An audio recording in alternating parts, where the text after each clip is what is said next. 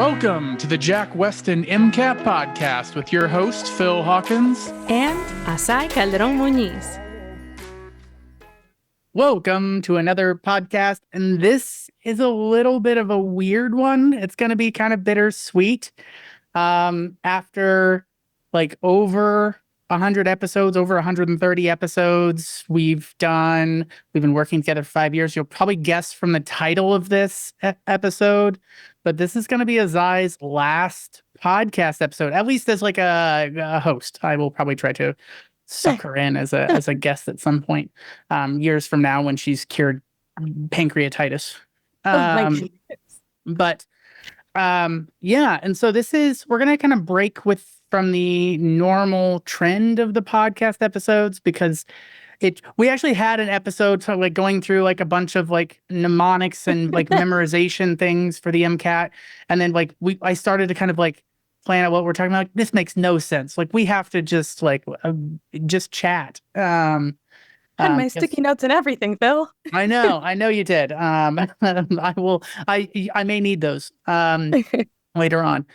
But yeah, we have worked together for a long time, and so this is a kind of a big change. My work landscape is very much changing. Yeah, it's weird because even after making the decision, I think this is the most real that it has felt that I'm leaving Phil, and I think that's because we've worked together for so long and shared so much. I've learned so much from you. So for anyone that doesn't know, and I don't think most people know this, when I started elsewhere a couple of years ago as an MCAT tutor, you actually brought me on to be your backup for office hours and live classroom instruction at the other test prep company. Yeah. And then this is the third place the third company, I should say, that we've worked together at. And so you are like a common thread for me. And it's almost like I'm divorcing the MCAT. Yeah, I know. It's not being honest with you anymore. It is very strange. The jobs have changed more often than my coworker has. Which is kind of strange because we worked together for many years. I'm trying to think back through since 2018. Yeah, I'm at least 5. Kind of going through that. But yeah, I figured, let's just take some time to kind of reminisce and kind of look at, because I know that I know that I've changed. I don't want to project onto anybody else. But my view on the world, my view on the MCAT, my view on medicine has changed greatly in the years, obviously from before I went to med school to being in med school to working at a test prep company that's starting up and then seeing that explode, and then working at another test prep company that was starting up and then seeing that explode, and working with literally hundreds of students in person, one-on-one, and thousands of students kind of overall. So I figured it'd be good to let's just kind of take some time to kind of recap some of those things, because I'm sure there's some insights as somebody who has been in the mix with the MCAT for so long. There's so much to learn from somebody who's been in there. So I don't know if you want to just kind of start with that. I was thinking anything you've learned, working in the MCAT or going through med school, or, just kind of surprised you that you wouldn't maybe have expected over time.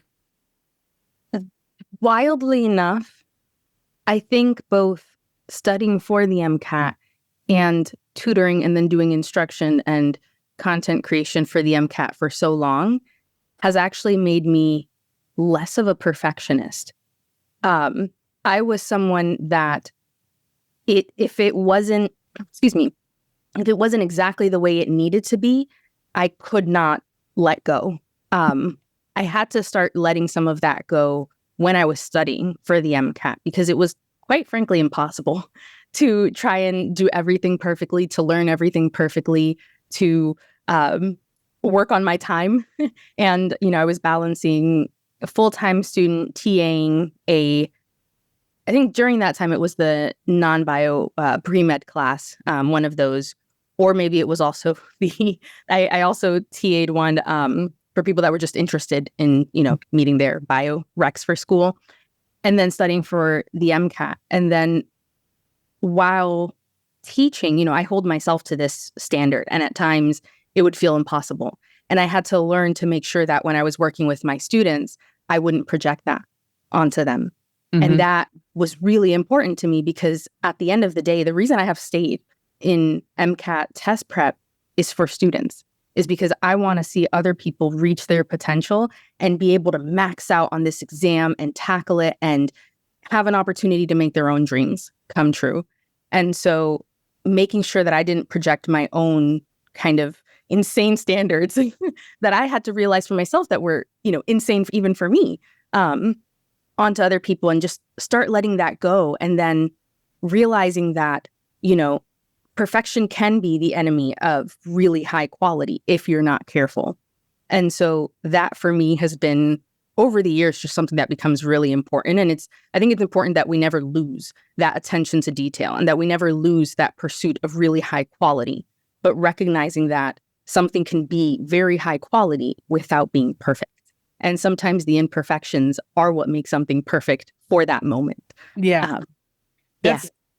You're right. There is this like two sides of this, because I see that often with MCAT students. They tend to be gunners, and like, I want to do everything and I want to work hard, and I do want to applaud that, right? Like, because that is a big part of it.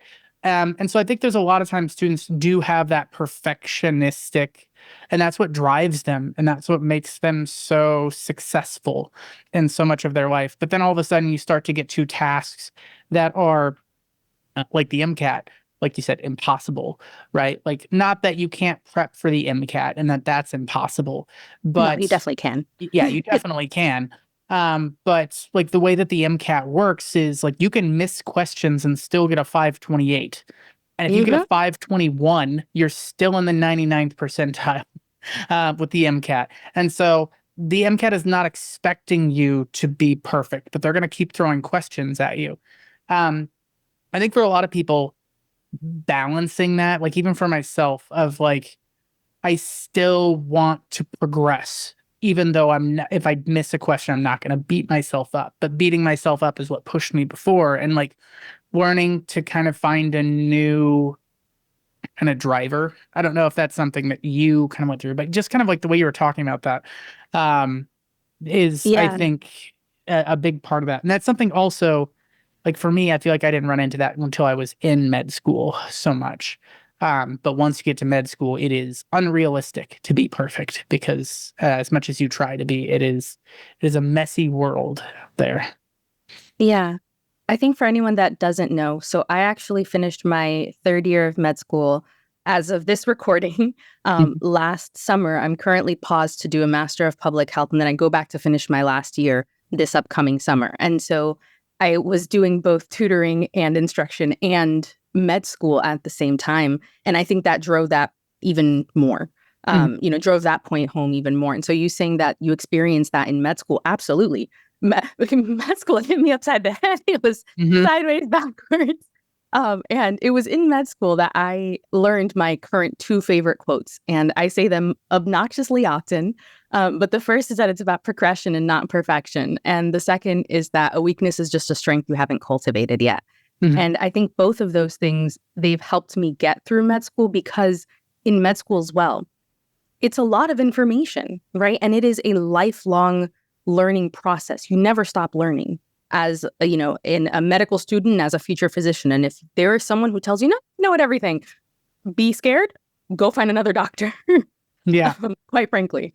But, that became really important. And I think the point that you made about finding a new driver and a new, motivation is so important. So I think I might have told you when this happened, but there was a time where I was insanely burnt out. Like, well, there have been many times in med school and during our working together that, I've been burnt out like crazy. But there was one time in particular that I couldn't get myself to do any of my stuff, like wanting to do it, right? I'm like, yeah, like, let's do this, let's get it done. And so what I ended up doing, some of, my desk, what I did was I took a bunch of index notes, and I would write reasons why, like my whys, and I would put them, and I had them all over my desk.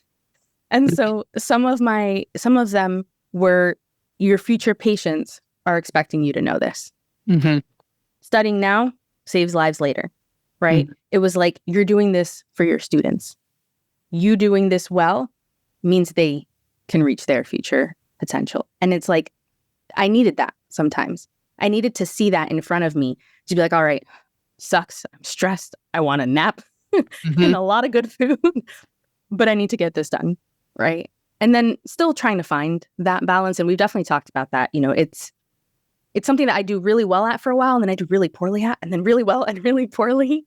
Yeah. So I'm definitely still learning. But yeah, finding a new why and finding that balance, I don't know that it ever ends. I think it just evolves, it changes. Yeah.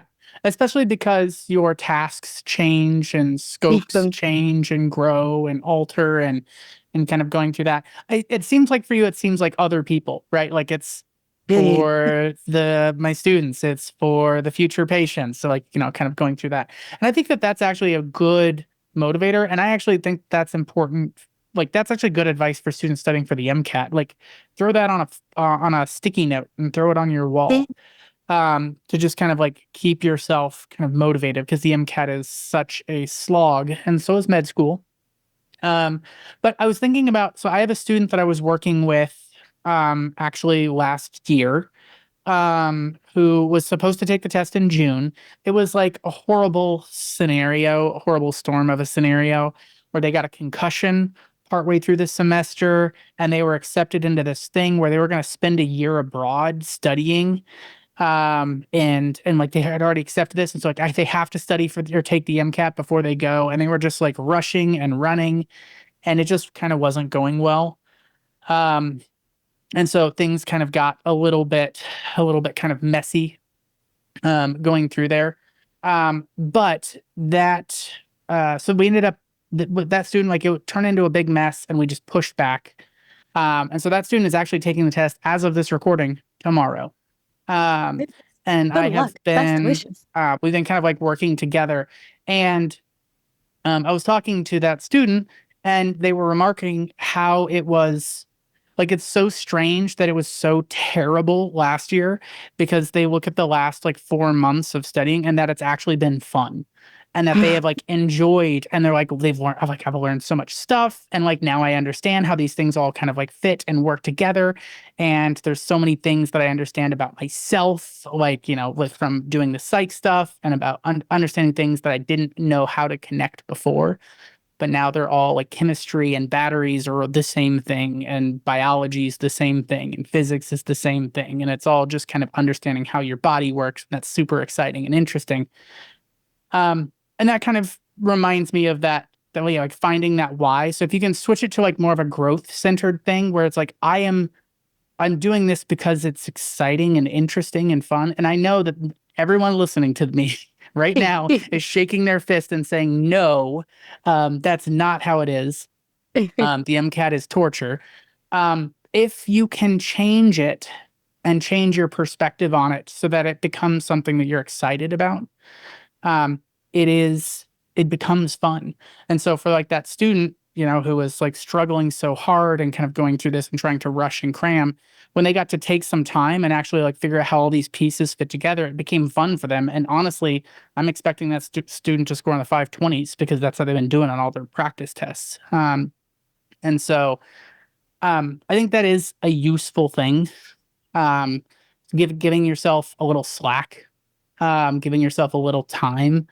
Yeah, that student ended up having to, like, they're gonna push their start of med school back a year, but they actually got a job working abroad at a medical place, like doing medical research. And I'm like, this is super interesting. And Yeah. honestly, their application to med school is going to be a lot better, even if the MCAT score was the same, just because they have such great experiences. And these are probably going to change the way that they view medicine in the future.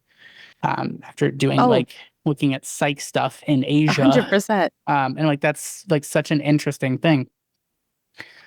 Um, Yeah. yeah, That's honestly really amazing. And I I love that story. And we're going to have to follow up when you find out the score, because I Yeah. want to know that score. Yeah, that'll be like a Um, month from now. Maybe I'll have that student on the podcast because yeah. Listen, if honestly, you do, I'm gonna let me miss know. hanging out with that student because we Yeah. ended into fun time. But that's awesome. Finding the fun is really helpful. And I actually say that to students even with cars. I know we weren't initially planning on talking about this, but just like when you think about it, this isn't, cars is an opportunity to get a mini crash course on a topic you may never see again or that you may have never heard of. And it is an opportunity to learn, and changing our mindset can impact how we interpret information, right? How we process information. And so making it fun makes it more memorable too. Mhm. And I know that's why students really enjoy learning with you, Phil, because Yeah. you prioritize making it fun, not just here it is, go learn it on your own. It's like, okay, how Yeah. can I engage the material? How can I, apply this to my everyday life? How can I start seeing the connections? And Mhm. that is key to learning and retaining and not just brain dumping afterwards. Yeah. Yeah. So there's a couple more questions. A lot of them are kind of similar with like advice and that sort of thing. I think we kind of hit that a little bit there. We'll come back to that. But I did want to ask, like, have you noticed anything changing with MCAT, with the MCAT or MCAT prep, like since you've started? Yeah. So I think the biggest change that I've noticed is with cars, and that's probably because now I've been doing cars specifically for a couple of years. And I know people don't want to hear this, but I've noticed that it's getting more difficult, and it's requiring more engagement, more a stronger understanding of passages. The passage difficulty, even the texts themselves, seem more dense on average. And I see that in how students respond, even when they're doing the AMC practice material, because sometimes it can feel like the earlier cars practice and the most recent cars practice, can feel like night and day. And I think I have the benefit of having, been in this for so long, and I can still see those connections and the common threads. But in the moment as a student, it can be really scary.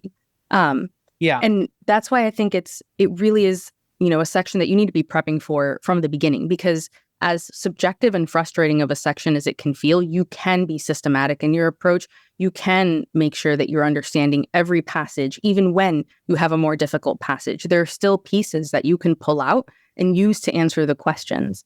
And you're not expected, and this is something that comes up very often, you're not expected to know every single word in a passage, right? You were never the intended audience for that passage, and that can feel super daunting. I remember when the transition happened, and people, the years following the transition, so before 2015, there was a different version of the MCAT. And in the years following, which is when I started, everyone was talking about how psych social was becoming more like cars. And so, that is something that I still hear from Mhm. people today. And I'll have someone be like, hey, Azaii, I heard this from a student. What do you think? And I'm like, that's been happening for years. Yeah. That's not new. But I think it's just requiring another level of attention. And I think part of that is because the students who are taking it change, right? And so the bar changes, because Yeah. at the end of the day, this is a scaled exam. It's not 90% you got it correct, so you're getting a 90%. It's how do you fit into the distribution of all the people who took that exam around that time?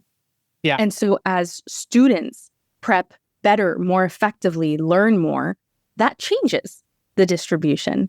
And I know that, you can probably talk more about this, but I know that for the sciences, there are also some things that are now being emphasized a little bit more than they used to be emphasized.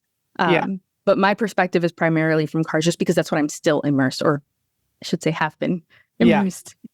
That would be the biggest thing to me too, is yes, the MCAT has changed some. Like for the sciences, they pull their research articles off of actual real research being done in the last like 5 to 10 years. And so research trends impact the MCAT. And so I've been seeing a lot more tests specifically on like gut microbiome, for example, decoupling agents in the electron transport chain, because there's a lot of research in that. Um, and so has been some stuff in there. but I think the biggest change is, like you mentioned, it's the students are better prepared than they used to be. Um, I've been doing MCAT long enough that I remember the pre 2015. And I actually think there were, even though the exam was only like 3 hours long, and this is when everyone's like, oh my God, the exam used to be 3 hours long. Um, but even though the exam was 3 hours long, I actually think the physics was much more complex. Like there's a lot more heavy calculations and things like that. But when they changed, they added like a bunch of psych and they emphasized biochem more and they de-emphasized orgo and things like that. But for the first like 3 or 4 years, people were prepping pretty much the same because there hadn't been new prep materials made. So up until like 2018, 19, there really wasn't that much of a difference in how people were prepping. Um, and so even though the exam had changed, the prep materials have not caught up to where the exam was. And so students were like, there were just less resources out there. And so you had less resources to prep. And the resources that were out there were more expensive and harder to get, harder to find. And so everyone just kind of generally did worse. But because the MCAT is curved, like everyone's scores got kind of brought up.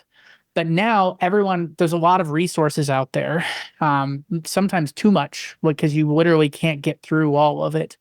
That's why a lot of students, like, you need to be figuring out, like, what are the areas that I specifically need to work on so I can work on that, instead of just doing everything because there's too much to do, if you try to do everything. But especially in psych, because the prep materials for psych were very lackluster for like up until like 2019. And since then, it's gotten much better. So I've noticed that the scoring in psych has been getting harder, especially in psych, because that's where the prep industry and the materials have been, and the resources for students, they've caught up and they've caught on to like how exactly to approach this. And so that means everyone does better, which means everyone does the same because the score gets kind of pushed down.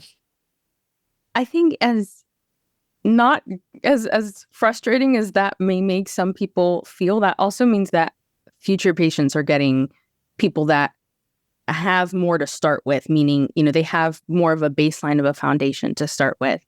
And I think it is worth noting that you will see some of these things in med school in the form that you are being tested on them again. So having more resources, having a stronger foundation means you're also going into medical school a bit more prepped.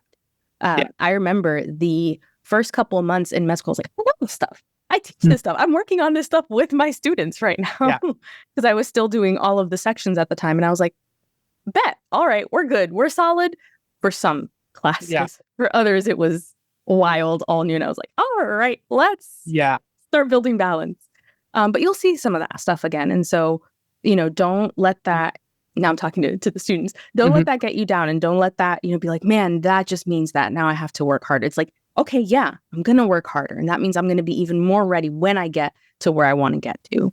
Yeah, that actually is the right outlook on that, because I actually believe that the med students or people who are starting med school now are much better prepared than they were 4 or 5 years ago, and much better prepared than, oh my gosh, 10 years ago, which is when we were in the old MCAT. But I actually took that MCAT, and there was like no biochem. We had to write an essay. I had to write an essay on the MCAT. It was so different. And it was a lot of it was like heavy calculation, like complex math. And that's not med school. Med school is, can you learn a whole huge volume of information? A lot of it biology focused and biochemistry. But psych and things like that the MCAT is emphasizing more now instead of creative writing. Like that is, like, it's a much better test to help students prepare. So I know everyone likes to hate on the MCAT, but I think actually like going through that MCAT process makes students better medical students and leads to better physicians. What that comes back once again to like learning to enjoy the process. And like, if you're looking at it like, why is this so terrible? And if you're just hateful because this is like terrible and I wish I didn't have to do this, like, focus more on like, this is going to help you grow. Like, a lot. And that's going to make you a better physician, and it's going to help the lives of patients in the future. Yeah, I'll be the first to say that the MCAT is not perfect, and I will die on my soapbox saying that it can perpetuate inequities, and it is our job in the field to combat those inequities. But like you said, it is an opportunity to learn. I think something else that it provides the opportunity for is for people to really reassess how they learn best. And that's something that if you can figure out before you get to med school, that will serve you well.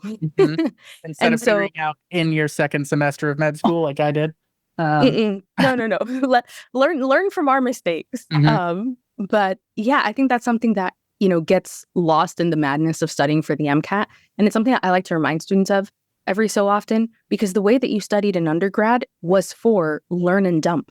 It was, let me learn it for this exam. I will forget it because it's not going to be tested on the next one, or maybe I'll forget it after this semester's over, this quarter's over. You shouldn't do that with the information you're learning in medical school. You want to retain that information. And so you want to learn and retain long-term. The MCAT is a great way to do that because, you're studying for months for the same exam, and you have this massive amount of content. So it's a great way to explore different learning styles, different approaches. I had to learn to stop highlighting. Just in general, that was something that I was that person. You would look at my notes in undergrad. It was just pages of highlighting and like not even effective highlighting. It was just like yellow block after yellow block. And I probably couldn't have told you what some of that stuff was afterwards. Whereas now, in the public health school, if I'm highlighting, it's because I'm going to look at that in class. When we're having that discussion, I want to know because it's like a 30-page document. You know what I mean? And so there's a lot that you can learn and use this as an opportunity. And it's just a matter of playing around with different styles for a bit until you find that sweet spot. Yeah. My highlighting was, I'm going to highlight this in the book because I need to take this information and turn it into a table so that I can look at it. And like, I'm highlighting things in different colors because they're going to go in different spots in the table. And so I'm like, okay, the effects of this drug, like what this drug is treatment for, like the common other names, like all of those highlighted different colors so I can organize these differently. And that's like, effective. That goes back to that like active learning thing instead of just like I'm reading and highlighting just every word as I'm reading, which I think a lot of students end up doing, and myself I did as well. Yeah, I was a passive highlighter. So what about any advice, like turn back the time, and so you're able to talk into a mirror that is on the other side of that mirror is yourself before you started med school. Any like what advice are you giving to that younger reflection in that mirror? So undergrad was a really wild time for me. There was a lot of impostor syndrome. I moved to a city and, went to a school that was nothing like where I had grown up. It was hard for me to find community, even for a really long time. Classes where there was a professor who was happy when the average exam score, our class average, I think was like a D or something like that. And they were happy. And they're like, yeah, no one should be getting an A. I'm like, what is wrong with you? What is wrong with you? Who peed in your cereal? Yeah. Or coffee. Maybe you didn't have any. And so, I struggled with that. So I think I've mentioned this on the podcast, like 50 episodes ago, but I've struggled with mental health most of my life, even going back into childhood. And that was a tough transition as well in that component, family things, like you name it, it was happening. And I was going to drop out. I talked with my mom about this. I talked to my brother. I was like, you know what? I'm going to drop out. I'm not going to be happy like this. I don't want to, it's not even worth finishing. Like, I don't know what's happening. I'm just going to go, I'm going to find a job and I'm going to live on a ranch and I'm going to have a horse because I love horses. And if I just can have my own garden and live off the earth and take care of a horse and ride a horse, I will be happy. And that will be enough. You're talking about this is all during undergrad. This is all during undergrad. Yeah. So this is pre-med school. And so I strongly contemplated it.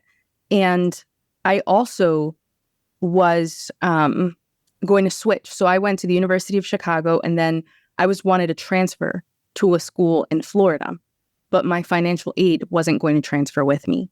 And so it wasn't going to be affordable, financially feasible. And I was like, I'm already miserable. Why would I go and then, take out even more debt to be miserable somewhere else? And so if it hadn't been for my brother, but really for my mom, I probably would have dropped out of undergrad.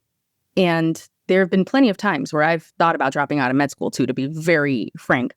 You know this. And I think if I could talk to undergrad me,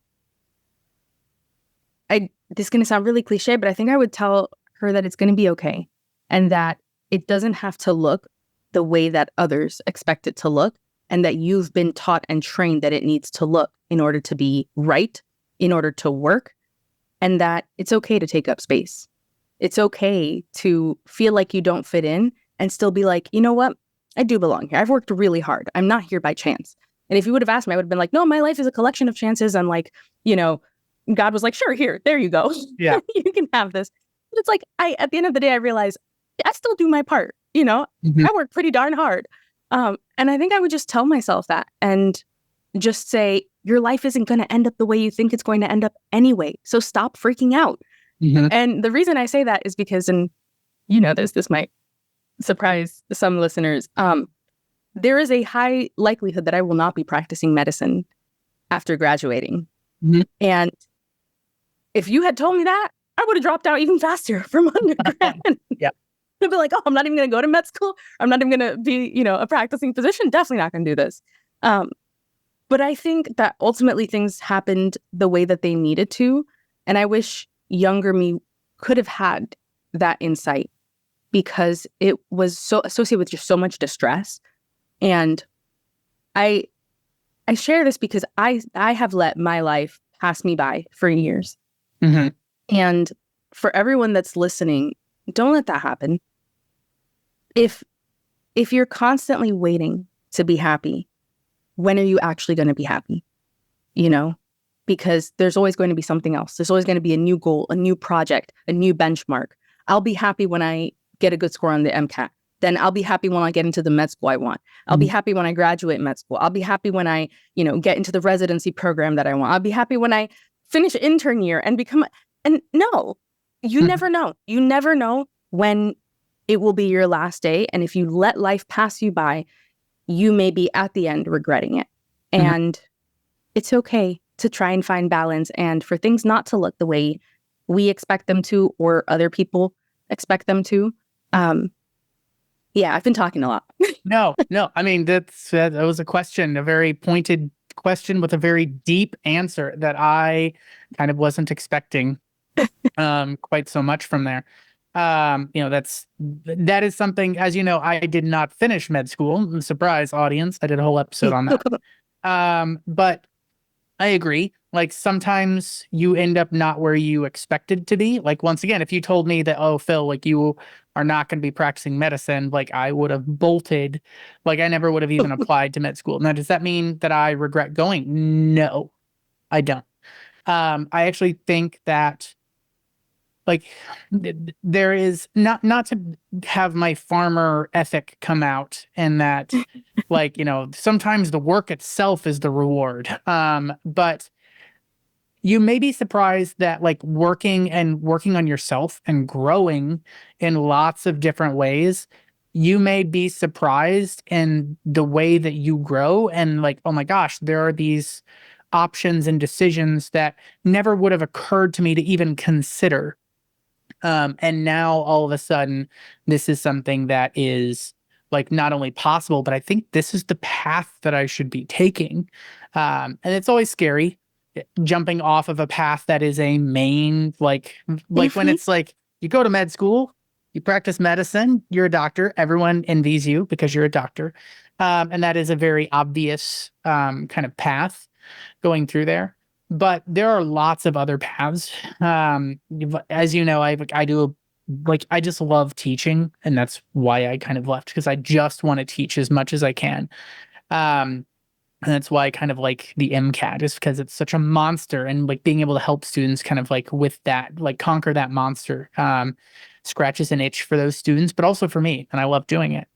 Um, but yeah, and I think that there is some stuff in there. And I know like other students thinking like, why would you go to med school if you don't want to practice medicine? Like there are other paths out there. There are people I know who I went to med school with who work in like policy work, and like they're Mhm. helping kind of like shape like policy with like healthcare, both at like a smaller scale of like at a hospital and like helping kind of guide and run hospitals, or larger scales where they're like dealing with like state or even federal like regulations and things like that. But there's a lot of paths out there that might not even have occurred to you. Um, that if you're kind of thinking, well, if there's a chance I won't practice medicine, maybe I shouldn't go. But like that, it's not that that's not going to be an option for you. It's just all of a sudden you may become aware of yourself in new ways, and options may open up to you. Yeah. And even though I came in absolutely, I really thought I was going to practice medicine. I've decided probably otherwise at this point. I have a classmate that I remember. We were taking the shuttle down from the undergrad campus to the med school. And we were talking about, what we wanted to do after. And he was like, yeah, I'm not going to practice medicine. He's like, no, I'm going to go, into this, that. So he came in expecting not to practice medicine at all. Wow. And he's like, this is, I'm here to learn and like get what I can. And now he's the one that's gonna be practicing medicine. You I'm switched. the one that's not. We Mm-hmm. swapped. But yeah, there are people, and I know a number of people, they end up doing startups. So there are Mm-hmm. a handful of people. I wouldn't say there are a ton, but there are definitely a handful of people in my original med school class and the one that came after, because I am now going to have been part of kind of 3 cohorts. It's really weird. That have done startups or other projects, that they've done a 5th year master in one of the other schools and decide they want to go down that path. Mm-hmm. And it opens additional doors. And so, that intersection of expertise has its own benefit and its own place. Mm-hmm. And we need people that have, different intersections of expertise. For yours, you have, even though you didn't finish medical school, you have a really strong foundation because you did the preclinical years Mm-hmm. and education, right? Not everyone who goes to med school or is a practicing physician or finishes would be able to do what you do. Most people would not be able to do what you do. There's a reason why you are so well known, and the students love you. Your students love you. And it's like, that's necessary. And so even if you're not 100% sold on it, although I suspect most of the people listening to this probably are Yeah. more sold on med school than not, there's still a lot to do. There definitely is still a lot to do. And I agree with you. At the end of the day, I think coming to med school was the necessary path in my life. And I feel like I actually have changed quite a bit. Having gone through the processes I've gone through in medical school. If old me hadn't gone through those things, Lord knows where I would be right now. Yeah, it is amazing. I feel like that's like more than anything, med school opened my eyes to like, oh, like I can do a lot. Because I learned more in that first semester of med school, even though I struggled that first semester. I learned more that semester of med school than I had in any year in undergrad by far, easily. And so like starting to kind of realize like, oh, like like as if I needed a higher self-efficacy, like Phil, like I usually get myself in trouble by ending up too deep in something. But yeah, like starting to realize like, oh, bigger projects, bigger things, like, don't hold yourself in so much because you're capable of so much. And I think that's a big thing, and just kind of like going through and growing and kind of seeing that. But yeah, hopefully it's kind of a strange episode. Do you have any last things you want to talk about, Azaii? Like, I want to give you like open mic, like I've been holding you back on anything at this point, um, And but open mic, if no, there's anything you want to say. I'm going to miss this. Yeah. I'm going to miss this. It's weird to step out of not just the podcast and not just Jack Weston, but at least MCAT, all of MCAT for a bit. Mhm. I don't know what, if that's something I'll come back to. I'm going to be, I am currently helping out at a nonprofit, just kind of helping them build up their like institutional and organizational capacity and whatnot. Going to wrap up in just a few months, have my first Harvard graduation from the public health school, and then, do some fun electives and then have another. It's really weird. It's like, if in the past I had said you could not pay me to go to Harvard, and here I am twice. But I think out of everything, I'm going to miss the students and our conversations the most. That is what I'm going to miss the most. I'm actually a little bit sad about that. Just kind of thinking, because we've worked together for so long that like when I changed my job, I'm like, we need to pull Azaii over here because I miss hanging out with Azaii. And so having somebody who has such strong views and cares so much for students, I know the students are going to miss you quite a bit as well. But you're still out there and you're still helping, just not in the exact same way. I can't imagine you doing something where you're not helping people in some way, shape, or form. But you'll be getting emotional. I told myself I wouldn't. It is a little. We need to wrap this up. Yeah, we got to wrap this up. But it has been a pleasure. I want to thank all of you guys for listening. Thank you, Azaii, for working with me for 5+ years. Thank you. And honestly, thank y'all, everybody who's listening, everybody who's shared a podcast episode. You guys have always been the reason that we do this. And so thank you for trusting us on your MCAT journey more than anything else. And don't forget to trust in yourself as you move forward.